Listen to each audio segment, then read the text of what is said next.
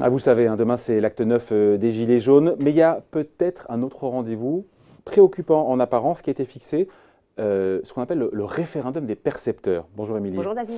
Bon, on a entendu parler du RIC, du référendum d'initiative citoyenne, mais il y a aussi ce référendum des percepteurs. De quoi est-ce qu'on cause là? Oui, alors les Gilets jaunes ont peut-être trouvé un nouveau moyen, peut-être plus radical, de faire pression sur le gouvernement. Alors ce référendum des percepteurs, ce n'est pas une idée nouvelle, mais il a été remis au goût du jour par un certain Flyrider, alias Maxime Nicole. C'est une des figures du mouvement des Gilets jaunes qui a posté une vidéo sur Facebook qui a été vue plus de 600 000 fois. Vidéo où il appelle le plus de monde possible à aller retirer le plus d'argent possible demain matin dans les distributeurs. Donc vous l'avez dit, l'objectif, il est clair. Provoquer un gigantesque bank run et déstabiliser le système bancaire français. Cette affaire, ça me rappelle quelqu'un. Hein. Non mais c'est vrai, on s'en souvient. Oui, il y avait, c'était Cantona. Oui, vous l'imitez très bien, non. David. Et donc, vous avez bonne mémoire. C'était en 2010, effectivement. Éric Cantona avait proposé de faire sauter les banques avec sa carte bleue. Alors, je ne peux pas m'empêcher de le citer. Je ne suis pas sûre de réussir aussi bien que vous à l'imiter. Je crois que je vais me passer de l'accent. Au lieu d'aller dans la rue, tu vas dans la banque de ton village et tu retires ton argent. Et s'il y a 20 millions de gens qui retirent leur argent, le système s'écroule. Pas d'armes, pas de sang, rien du tout. Pas compliqué, bref, du pur Cantona dans le texte. Ouais, mais ça avait fait un bid, son truc, ça n'avait pas été suivi à l'époque. Oui, ça avait fait un peu pchit, effectivement, les gens ne l'avaient pas trop suivi. Lui-même, Éric Cantona, il s'était montré plutôt discret le jour J. Alors vous allez me dire, David, que c'était il y a 8 ans, le contexte n'était pas du tout le même. Depuis, on a les gilets jaunes, on a une vraie désespérance dans la rue, on le voit, et puis des gilets jaunes pour certains qui sont vraiment prêts à tout et vraiment n'ont plus rien à perdre. Bon, est-ce que pour le coup, là, maintenant, cette menace, on la prend au sérieux ou pas? Alors déjà, il faut savoir que retirer des grosses sommes d'argent en France, c'est très compliqué. Je vais vous donner quelques chiffres. La somme de tous les dépôts des particuliers dans les banques françaises s'élève à 1439 milliards d'euros.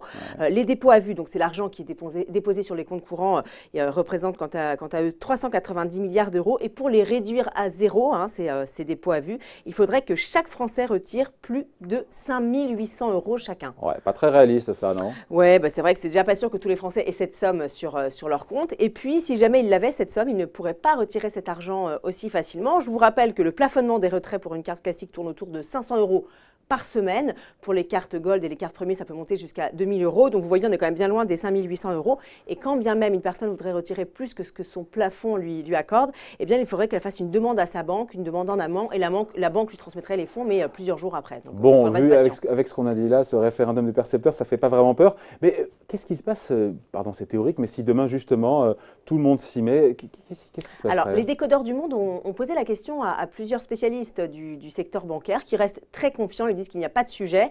Ils évoquent d'ailleurs, c'est intéressant, les périodes de très fortes activités. Vous savez, pendant les achats de Noël, par exemple, où là, les Français font bien chauffer leur carte bleue. Il faut savoir que les retraits peuvent être multipliés par 2, 3 ou même 4 pendant cette période. Et pourtant, rien ne se passe et les décodeurs ont fait ce calcul en se basant sur les statistiques de la Banque Centrale Européenne.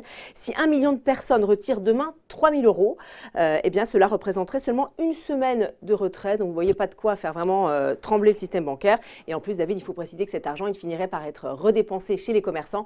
Donc in fine, il finirait par retourner dans les banques. Ouais. Donc c'est ce qu'on appelle le bank run. Si jamais vraiment il avait lieu, il y a des garanties quand même, j'imagine. Oui, il y a pas mal de filets de sécurité. Déjà, en cas de demande inhabituelle, il faut savoir que la Banque de France dispose d'importants stocks de liquidités. Et puis, en dernier ressort, les autorités financières ont tout à fait le droit de limiter temporairement le montant des retraits, le montant maximum des retraits. On se rappelle, c'est ce qui s'était passé en Grèce à Chypre. Ou à Chypre, effectivement. Et puis, dernier point, alors, ça concerne plus spécifiquement les épargnants qui peuvent s'inquiéter de ce bank run. Alors, qu'ils se rassurent, les épargnants.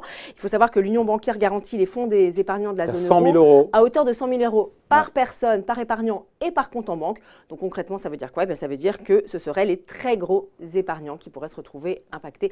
Enfin, on n'en est pas encore là. Les gros contribuables, les gros qui trinquent, ça ferait plaisir aux gilets jaunes. En tout cas, donc on verra demain. Mais il n'y a pas de quoi, a priori, pas de quoi s'effaroucher. A priori, non. A priori, non. Même, a priori, non. Allez, merci beaucoup, Émilie, pour ces explications. Bye.